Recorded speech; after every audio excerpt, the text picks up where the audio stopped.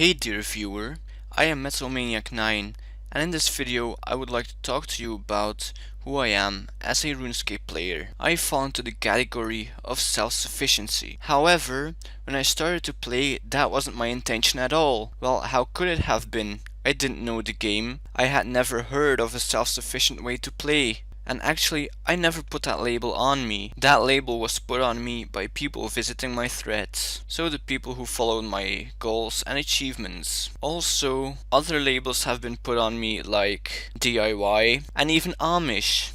The last one is pretty funny in my opinion. But anyway, it doesn't matter which label people put on me. I just do whatever I want. I just want to enjoy the game, and for me, self-sufficiency is how I enjoy the game. Playing that way feels right to me, and I guess that's important. I find that I can explore RuneScape to its fullest like this. Also, this way forces you to combine skills, so you're constantly finding your own way to train skills. And that's something I really enjoy. But of course, every self-sufficient player is different. Each has their own rules. And so do I. Now I'll list things I don't do. Number 1. I don't buy from players. And I don't buy from the GE either. I also don't use bonus XP on skills that I am not maxed in. Unless Vic the Trader is around, of course. And the same thing goes for free XP. I don't put those in non-max skills either, unless no profit is possible. And an example of the skills where no profit is possible are summoning and construction. Here are the things I allow myself to do. I know I said I don't buy things from the GE or from other players, but there is one exception. And that exception is for things that I can't get myself without spending money. For example, I can't make my own spirit charts, so I allow myself to buy them from the GE, and also rare items, such as party hats. Another thing I do is sell things on the GE, because I don't really like to waste things. So, if it's a more or less valuable item that's clogging up my bank basically, I don't want to drop it, I'd rather sell it on the GE. Also, allowing me to sell things on the GE frees up precious bank space, and I believe you all know how valuable that is. I also play multiplayer games. I don't know why I shouldn't. I also boss with other people and I join boss masses from time to time. I actually got my first pair of Bandos items from a Bandos mass many years ago. What's funny is that the host of those masses used to be a 1 defense pure. I also use the assist system. I used the assist system to make my Amulet of Fury, and I recently used it to make my Amulet of Souls. Why I use it is because I like to take my time with skills, as I'll explain later.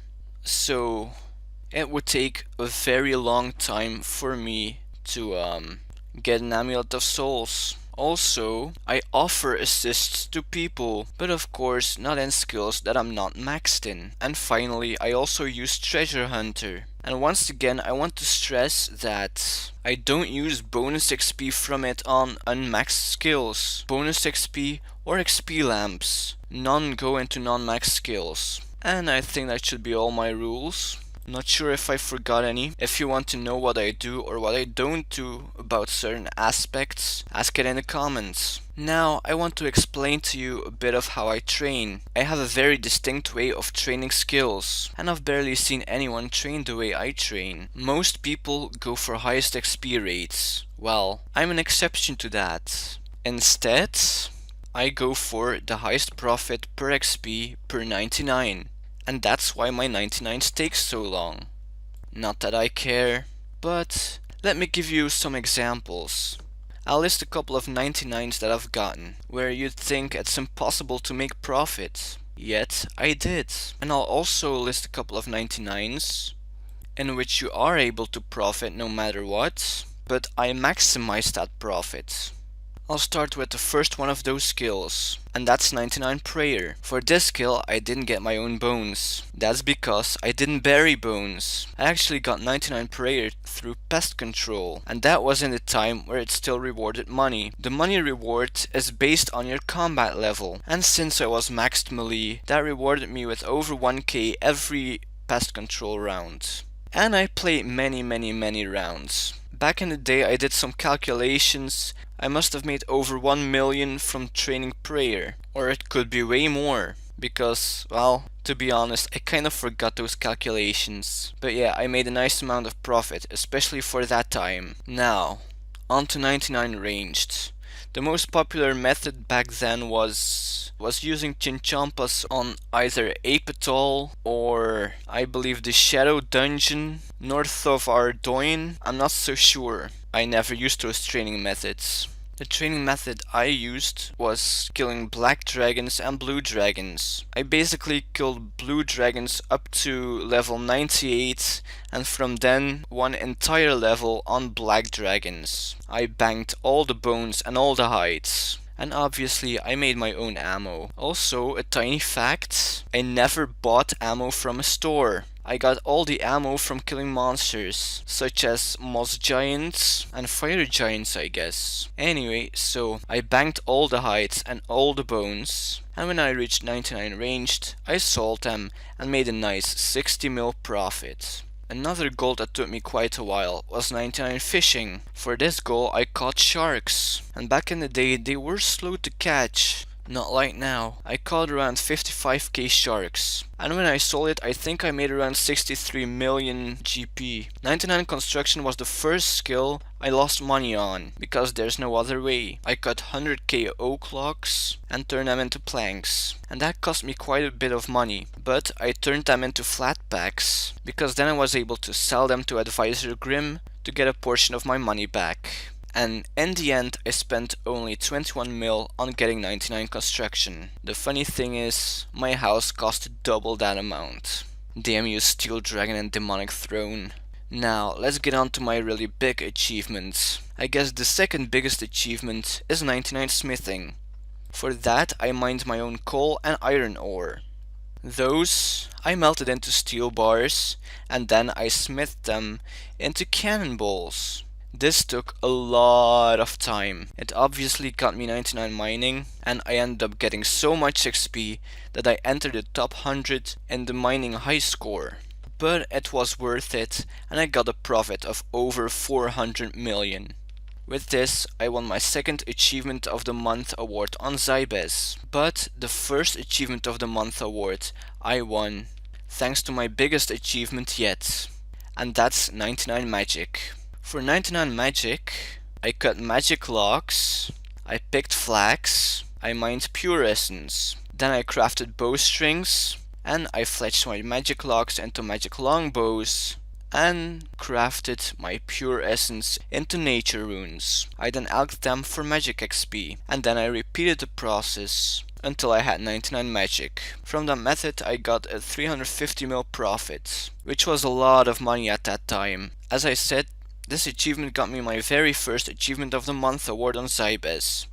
One of the nominees that month was Villandra, or more specifically her alt Lorica. On that alt, Villandra achieved the first ever untrimmed summoning cape. While working on 99 magic, I also achieved 99 woodcutting and fletching.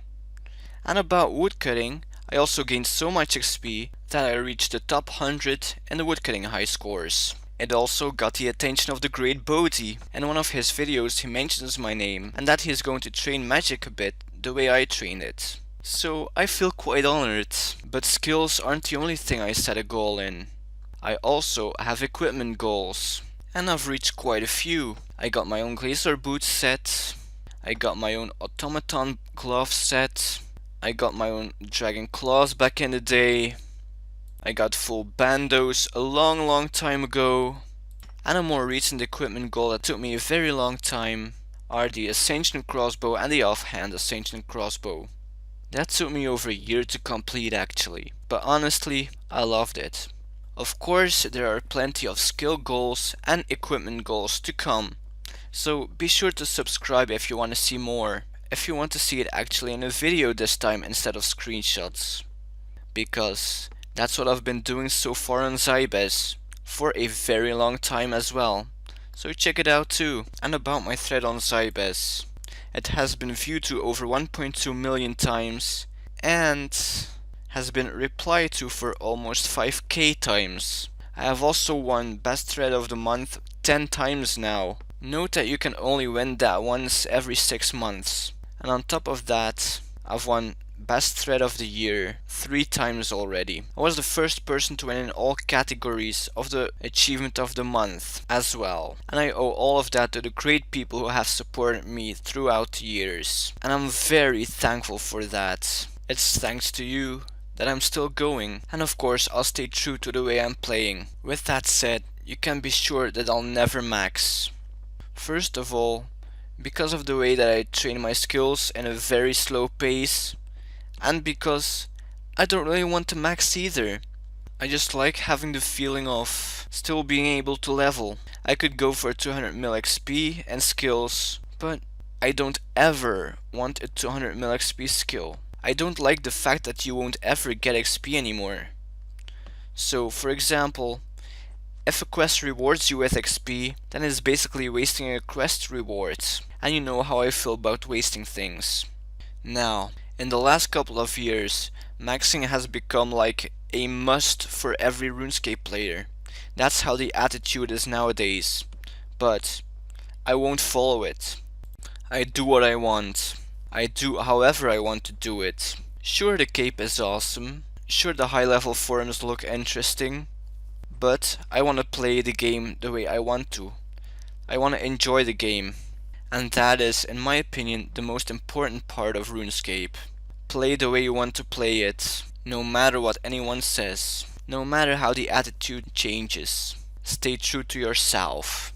It is, after all, just a game. Well, I hope you all know me a little bit better now, know what I've done, know what I plan to be doing, and know what I stand for. Goodbye for now.